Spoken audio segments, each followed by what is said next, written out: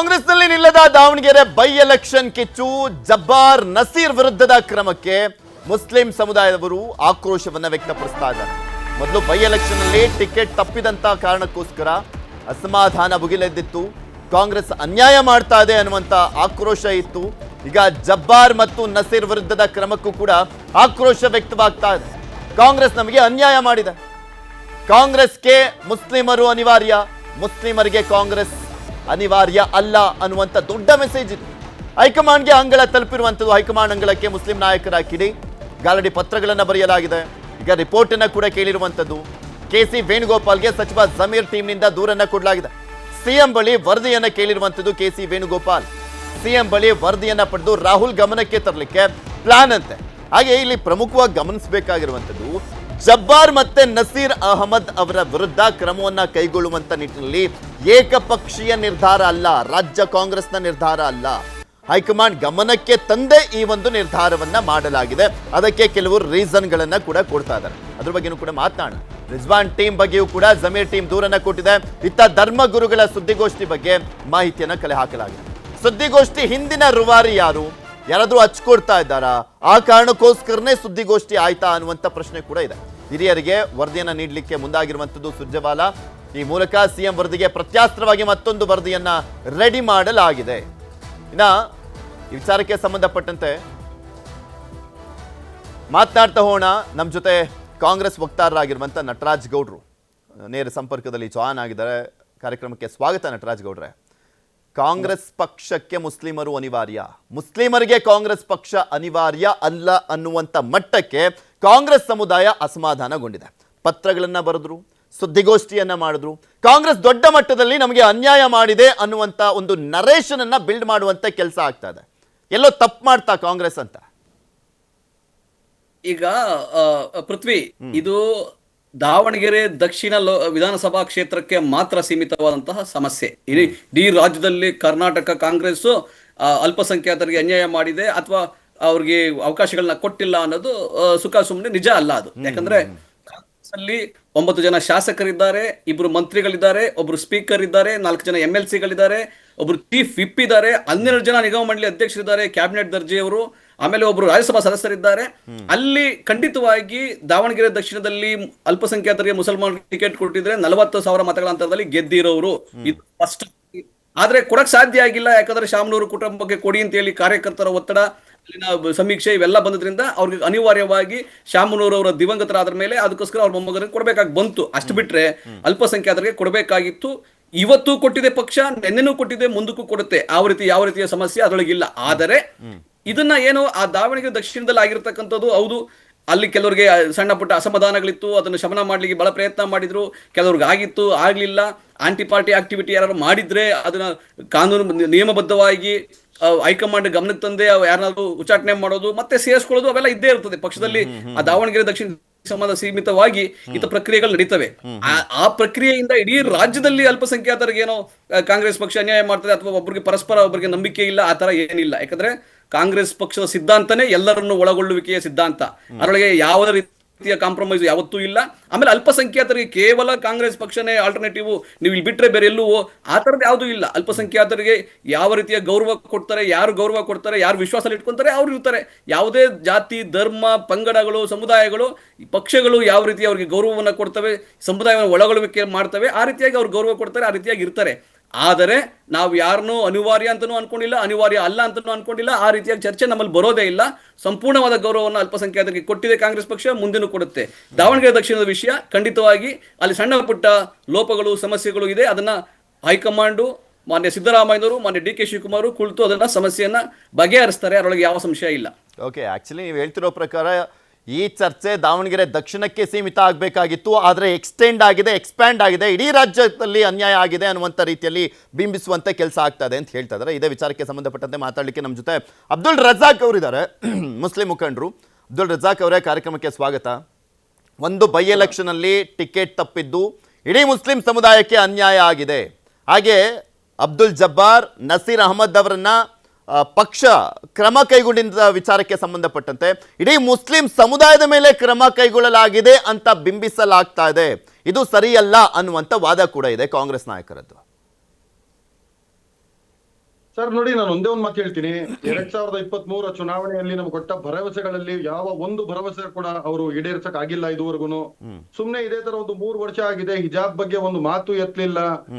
ಚುನಾವಣೆ ಸಂದರ್ಭದಲ್ಲಿ ಏನೇನೆಲ್ಲ ವಾದ ಮಾಡಿದ್ರು ಅದು ಏನು ಇಟ್ಕೊಂಡಿಲ್ಲ. ನಾವು 224 ಕ್ಷೇತ್ರಗಳಲ್ಲೂ ನಮ್ಗೆ ನಾವು 13% ಇದೀವಿ, ನಮ್ಗೆ 13% ಕೊಡಿ, ನಮ್ಮ ಸೀಟ್ಗಳನ್ನ ಕೊಡಿ ಅಂತ ನಾವು ಕೇಳ್ತಾ ಇಲ್ಲ. ಎಲ್ಲೆಲ್ಲಿ ಮುಸಲ್ಮಾನರು ಆರಾಮಾಗಿ ಗೆದ್ದು ಬರ್ಬೋದು ಆ ಒಂದು ಕ್ಷೇತ್ರಗಳಲ್ಲಿ ಮುಸ್ಲಿಂ ರೆಪ್ರೆಸೆಂಟೇಷನ್ ಎಕ್ಸ್ಟ್ರಾ ಆಗ್ಲಿ ಅಂತ ಹೇಳ್ಬಿಟ್ಟು ನಾವು ದಯವಿಟ್ಟು ಕೊಡಿ ಅಂತ ಕೇಳಿದ್ವಿ ನಾವು.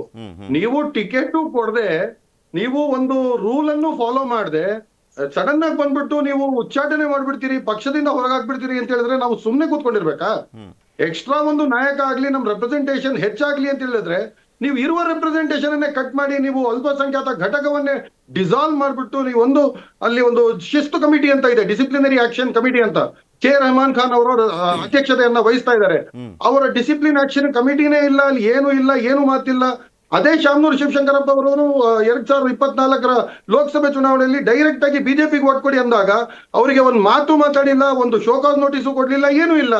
ಅದೇ ಮುಸಲ್ಮಾನರ ಕಡೆ ಬಂದ್ರೆ ನೀವು ಡೈರೆಕ್ಟ್ ಉಚ್ಚಾಟನೆ, ಅಲ್ಲಂದ್ರೆ ನೋಟಿಸು ಕೊಡಲ್ಲ, ಇನ್ಕ್ವೈರಿನೂ ಆಗಲ್ಲ, ಒಂದು ಮಾತು ಆಗಲ್ಲ. ಅಂದ್ರೆ ಮುಸಲ್ಮಾನರು ಅಂದ್ರೆ ಅಷ್ಟು ಕೇವಲನಾ? 23 ಚುನಾವಣೆಯಲ್ಲಿ ಹೇಳಿ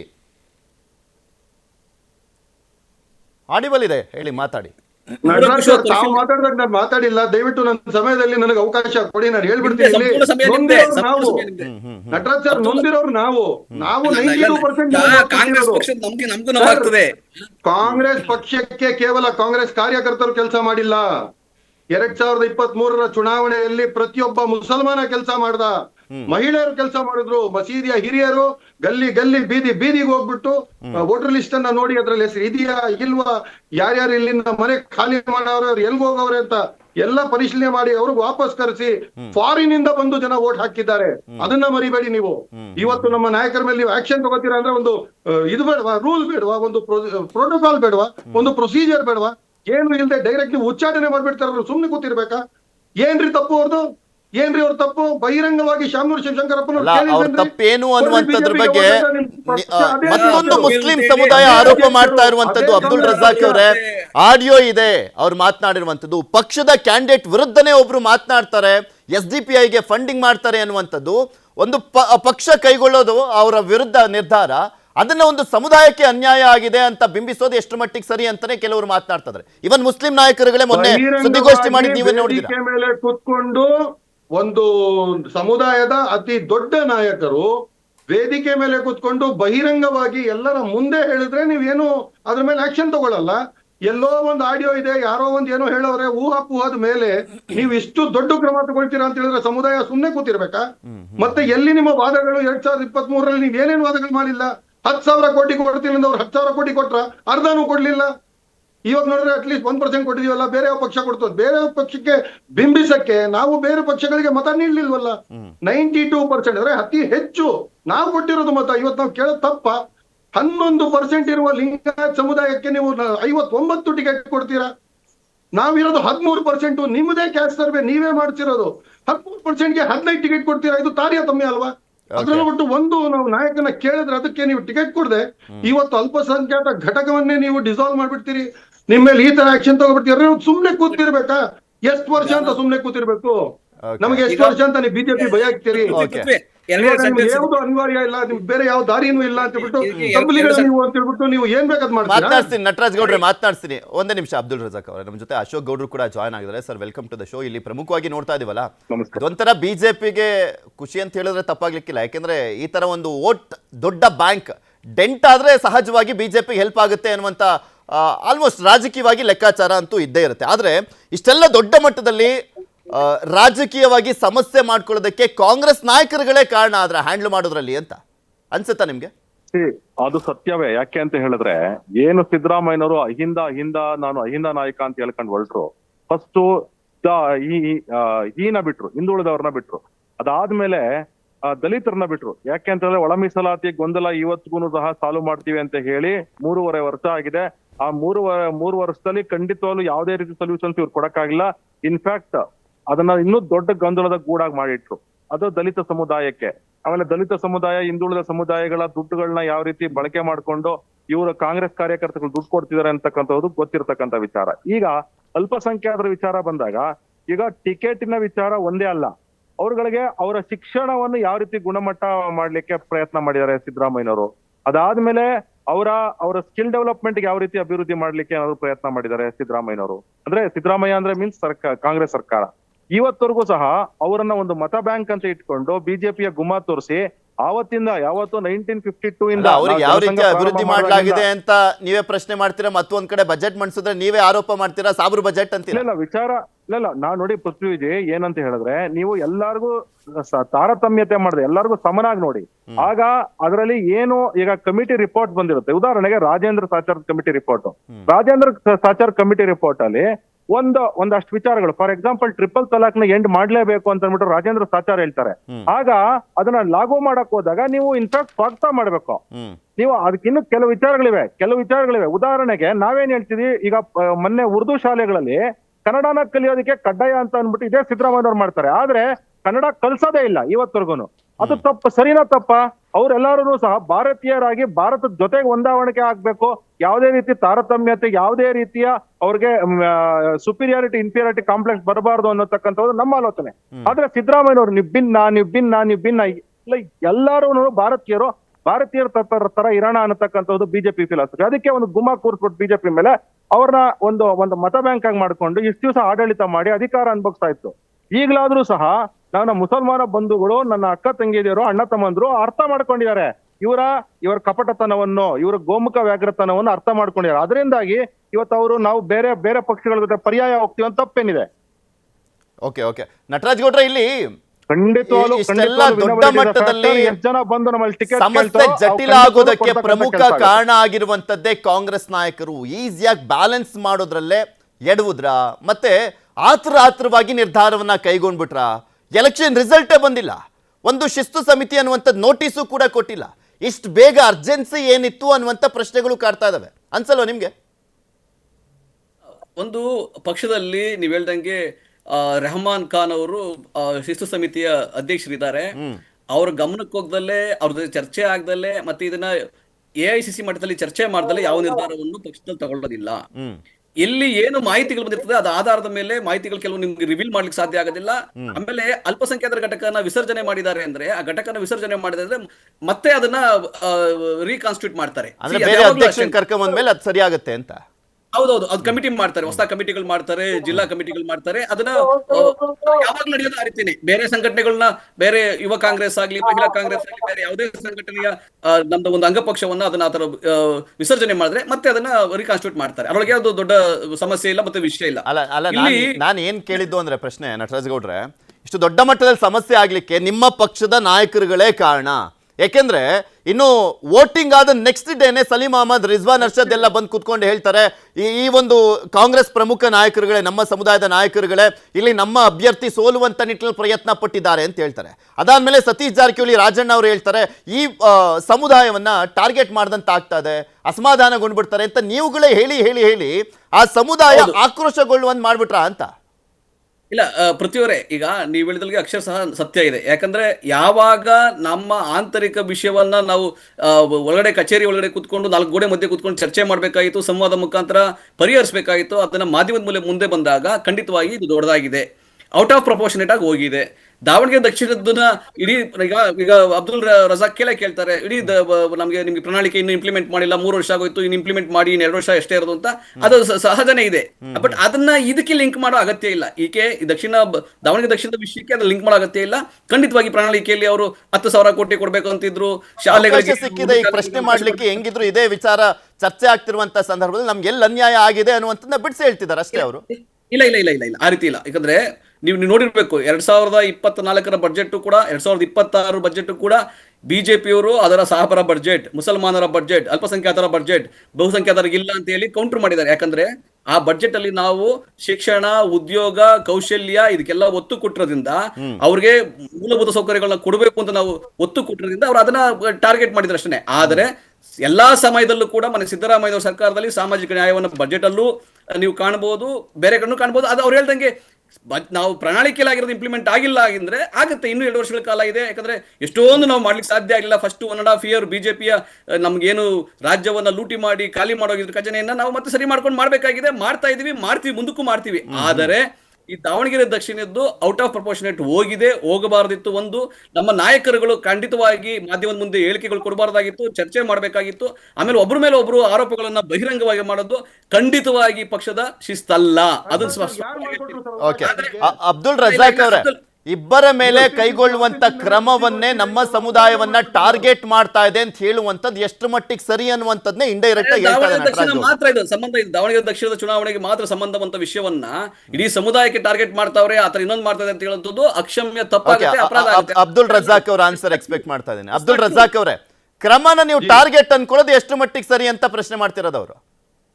ನಾವಿಲ್ಲಿ ಕೇಳ್ತಿರೋದು ನಮ್ಮ ಸಮುದಾಯದ ನಾಯಕರಿಗೆ ಆದ ಅವಮಾನ. ನಮ್ಮ ಧರ್ಮಗುರುಗಳು ಹೋಗ್ಬಿಟ್ಟು ಕೇಳಿದ್ರು, ಭರವಸೆ ನೀಡಿದ್ರು, ಹೌದು ಕೊಡ್ತೀವಿ, ವಾದ ಮಾಡಿದ್ರು, ಪ್ರಮಾಣ ಮಾಡಿದ್ರು, ಆಯ್ತು ಅಂತ ನಾವು ಸುಮ್ಮನಾದ್ವಿ. ಲಾಸ್ಟ್ ಸಂದರ್ಭದಲ್ಲಿ ಇವಾಗ ನಾಮಿನೇಷನ್ ಫೈಲ್ ಮಾಡಕ್ಕೆ ಒಂದಿನ ಇದೆ ಅಂದ್ರೆ ನೀವು ಕ್ಯಾಂಡಿಡೇಟ್ ಸಮರ್ಥ ಅಂತ ಅನೌನ್ಸ್ ಮಾಡ್ತೀರಿ. ಅದಕ್ಕಿಂತ 2 ದಿನ ಮುಂಚೆನೆ ಸಮರ್ಥ ಹೋಗ್ಬಿಟ್ಟು ನಾಮಿನೇಷನ್ ಫೈಲ್ ಮಾಡಿರ್ತಾರೆ. ಅವರು ಅದಕ್ಕೆ ಮೇಲೆ ಏನು ಆಂಟಿ ಡಿಸಿಪ್ಲಿನರಿ ಆಕ್ಷನ್ ಏನು ತಗೊಂಡಿರಲ್ಲ. ನಾವು ಕೇವಲ ಈ ಒಂದು ವಿಷಯ ಅಂತ ಮಾತಾಡ್ತಿಲ್ಲ. ಇದು ಸಂಪ್ರದಾಯವಾಗಿ ನಾವು ಕಾಂಗ್ರೆಸ್ಸಿನ ಗುಲಾಮರು ಅಂತ ನಮ್ಗೆ ಒಂಥರ ಇವರು ಟೇಕ್ ಇಟ್ ಫಾರ್ ಗ್ರಾಂಟೆಡ್ ಅಂತ ತಗೊಂಡ್ಬಿಟ್ಟವ್ರೆ. ಏನು ಅಂದ್ರೆ ಮುಸಲ್ಮಾನರು ತಿಳ್ಕೊಂಡಿಲ್ಲ ಅದು. ನೀವು ಮುಸಲ್ಮಾನರು ಏನಿದೆ ನಟರಾಜನ ಅಣ್ಣ ಒಂದ್ ನಿಮಿಷ ಕೊಡಿ ಅಣ್ಣ, ದಯವಿಟ್ಟು ಅರ್ಥ ಮಾಡ್ಕೊಳ್ಳಿ ಅಣ್ಣ. ನಾವು ನಮ್ಮ ಮುತ್ತಾತನ ಕಾಲದಿಂದ ಅಣ್ಣಾಜಿ ದಯವಿಟ್ಟು ಅವ್ರಿಗೆ ನನ್ನ ಈಗ ಆತ್ಮೀಯ ಸ್ನೇಹಿತರು, ನನ್ನ ಅಣ್ಣ ಈಗ ಅಬ್ದುಲ್ ರಜಾಕ್ ಅವರೇ ಅವ್ರು ಹೇಳ್ತಾರಪ್ಪ, ನಾವೆಲ್ಲಾದ್ರೂ ಮುಸ್ಲಿಂ ಸಮುದಾಯಕ್ಕೆ ನಾವೇ ಆಧಾರ, ನಾವೇ ಅನಿವಾರ್ಯ, ನಾವು ನಮ್ಗಷ್ಟೇ ಅವಕಾಶ ಕೊಡಿ ಅನ್ನುವಂಥದ್ನೆಲ್ಲಾದ್ರೂ ಕೇಳಿದಿವಾ ಬಹಿರಂಗವಾಗಿ? ನಮ್ಗೆ ಓಟ್ ಹಾಕಿ ಅಂತ ಕೇಳಿದೀವಿ, ಆದ್ರೆ ನೀವೇ ಓಟ್ ಹಾಕ್ತಿರೋದಲ್ವಾ ಅಂತ ಹೇಳ್ತಾರೆ.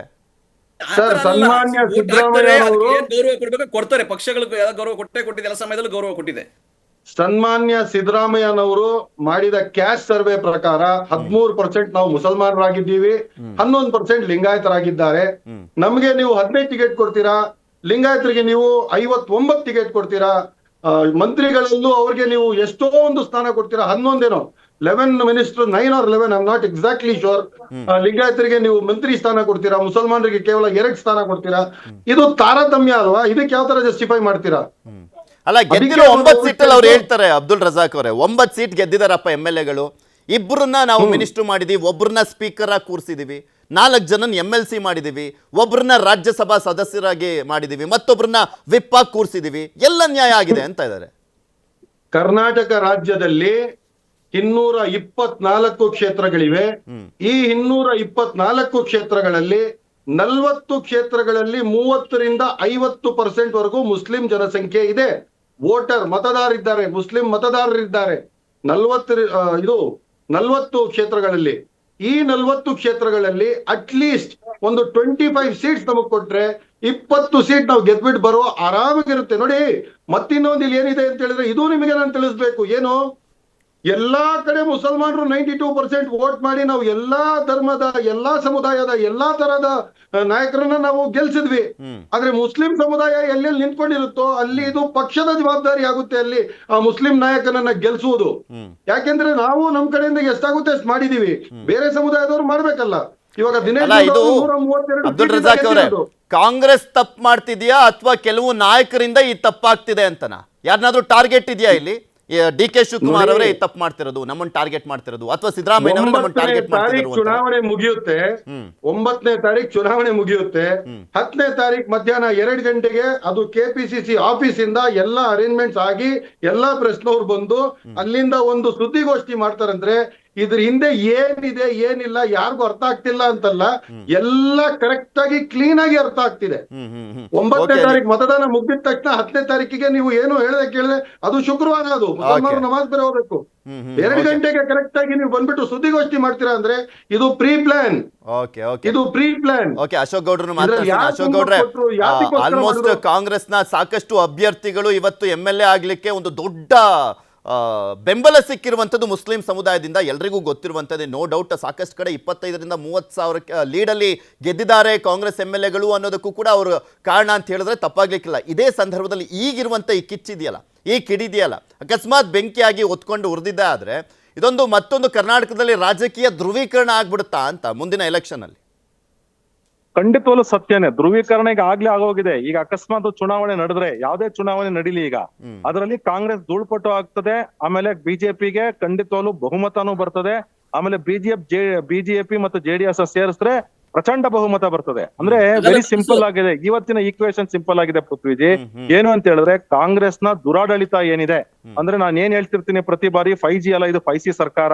ಒಂದು ಕರಪ್ಷನ್, ಕ್ರೈಸಸ್, ಕ್ರಿಮಿನಲೈಸೇಷನ್, ಕೊಲಾಪ್ಸ್ ಮತ್ತು cost based and communal based thoughts of Siddaramaiah and Congress government. ಇದರಿಂದಾಗಿ ಏನಾಗಿದೆ, ಜನಕ್ಕೆ ರೋಸ್ ಎದ್ದು ಹೋಗ್ಬಿಟ್ಟಿದ್ದಾರೆ, ಬೇಜಾರಾಗ್ಬಿಟ್ಟಿದ್ದಾರೆ. ಅದರಿಂದಾಗಿ ಒಂದೇ ಸೊಲ್ಯೂಷನ್ ಬಿಜೆಪಿ ಪರ್ಯಾಯ ಅಂತ ಜನ ಡಿಸೈಡ್ ಮಾಡಿದ್ದಾರೆ. ಅದರಿಂದ ಯಾವ್ದೋ ಒಂದು ಸಮುದಾಯ, ನೋಡಿ ಇದು ಒಂದು ಸಮುದಾಯದ ವಿಚಾರ ಅಲ್ಲ, ಆಡಳಿತ ವೈಖರಿಯ ವಿಚಾರ ಕರ್ನಾಟಕದಲ್ಲಿ ಇವತ್ತು. ರಜಾಕ್ ಅವ್ರು ಕರೆಕ್ಟ್ ಆಗಿ ಹೇಳ್ತಾರೆ, ಕಾಸ್ಟ್ ಸೆನ್ಸಸ್ ಮಾಡಿಸ್ಬೇಕಾದಾಗ ನಾವೆಲ್ಲ ಹೇಳಿದ್ವಿ ಅನ್ಸೈಂಟಿಫಿಕ್ ಆಗಿದೆ, ಬೇಡ, ಇದರಲ್ಲಿ ಇರ್ತಕ್ಕಂತಹ ಟೋಟಲ್ ಕ್ವಶನ್ಸ್ ಏನಿದೆ ಇರ್ರಿಲಿವೆಂಟ್ ಆಗಿದೆ. ಬಿಪಿ ಮಂಡಲ್ ಆಧಾರದ ಮೇಲೂ ಇಲ್ಲ, ಅಥವಾ ಯಾವುದೇ ಅವನೂರ್ ಆಧಾರದ ಮೇಲೂ ಇಲ್ಲ. ಅದರಿಂದ ಅನ್ಸೈಂಟಿಫಿಕ್ ಆಗಿದೆ, ಸ್ವಲ್ಪ ಇರಿ ಅಂತ ಹೇಳಿ 650 ಕೋಟಿ ರೂಪಾಯಿನ ಕರ್ನಾಟಕ ಜನತೆಯ ದುಡ್ಡನ್ನ ತಗೊಂಡೋಗಿ ಹೋಮ ಮಾಡಿದ್ರು. ಆಯ್ತಪ್ಪ, ಸಂಬಳ ಕೊಟ್ರ ಓಲಿ. ಇವತ್ತು ಕರ್ನಾಟಕ ರಾಜ್ಯದಲ್ಲಿ ಸರ್ಕಾರಿ ನೌಕರಿಗೆ ಸಂಬಳ ಇಲ್ಲ ಅಂದ್ರೆ ಅದಕ್ಕೆ ಕಾರಣ ಯಾರು? 17 ಬಡ್ಜೆಟ್ ಬಂಡೆ ಮಾಡ್ತಿರ್ತಕ್ಕಂತಹ ಸಿದ್ದರಾಮಯ್ಯ ಅಲ್ವಾ? ಸಂಬಳ ಕೊಡೋಕೆ ಕೊನೆದಾಗ ರಿಯಾಕ್ಷನ್ಸ್ ತಗೊಂಡ್ಬಿಡ್ತೀನಿ. ನಟರಾಜ್ ಗೌಡ್ರೆ, ದೊಡ್ಡ ಮಟ್ಟದಲ್ಲೇ ಉರಿತಾ ಇದೆ ಬೆಂಕಿ, ಆರಿಸುವಂತ ಕೆಲಸವನ್ನ ಮಾಡಬೇಕಾಗಿತ್ತು. ನಿಮ್ಮದೇ ಕಾಂಗ್ರೆಸ್ ಪಕ್ಷದ ಮುಸ್ಲಿಂ ನಾಯಕರುಗಳು ಒಂದು ಇನಿಷಿಯೇಟ್ ತಗೊಳ್ಬೇಕಾಗಿತ್ತು, ಅವರೇ ಇನಿಷಿಯೇಟ್ ತಗೊಳ್ತಾ ಇಲ್ಲ. ಆದ್ರಾಗ್ಲಿ ನಮ್ ಬುಡಕ್ಕೆ ಇಡ್ತಾರೆ ಅಂದ್ರೆ ನಾವು ಬಿಡ್ತೀವ ಅನ್ನುವಂತ ರೀತಿಯಲ್ಲಿ ವರ್ತನೆ ಇದೆ. ಯಾರು ರಿಯಾಕ್ಷನ್ ಕೊಡ್ತಾ ಇಲ್ಲ ಅವರು. ಇಲ್ಲ, ಖಂಡಿತವಾಗಿ ಇದು ದಾವಣಗೆರೆ ದಕ್ಷಿಣ ವಿಧಾನಸಭಾ ಕ್ಷೇತ್ರದ ವಿಷಯವನ್ನ ರಾಜ್ಯ ಮಟ್ಟದ ವಿಷಯವಾಗಿ ಮಾಧ್ಯಮಗಳ ಮುಖಾಂತರ ಯಾರು ಮಾಡಬಾರದಾಗಿ